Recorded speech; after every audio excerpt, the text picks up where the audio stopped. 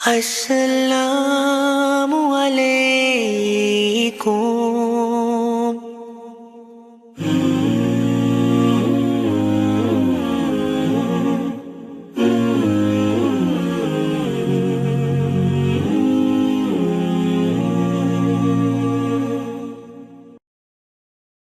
Okay, the mixed gender MSA thing, I'm going to do a whole thing on this one.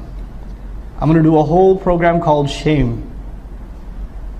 Just on this. Just on, first of all, how does Quran talk about shame? And where is it compromised for Muslim youth that are religious and that are not religious? There's two kinds of Muslim youth, right? So I want to try to address both of them. And inshallah ta'ala, maybe offer some Quranic advice about these kinds of situations. More often than not, these are moral stances than fatwas.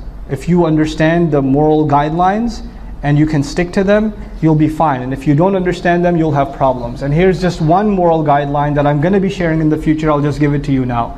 If you're standing there talking to some guy, sister, if you're talking to some dude on campus, and somebody from a distance can get the wrong idea, like if your father was watching from 100 feet away and he would be like, what's going on over there? Or your brother would get the wrong idea, or your husband would get the wrong idea, then you probably should not be in that situation.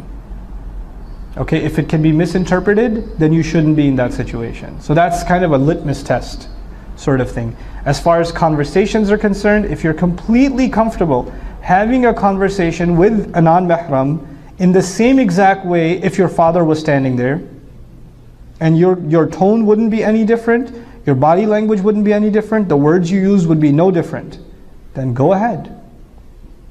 But if you think that if your dad was standing there, or your husband was standing there, or your brother was standing there, or your grandpa was standing there, or let's just say if I was standing there, okay, grandpa, me, so and your tone, the way you carry yourself, your inflections would be impacted even a little bit, then probably you should not be in that conversation.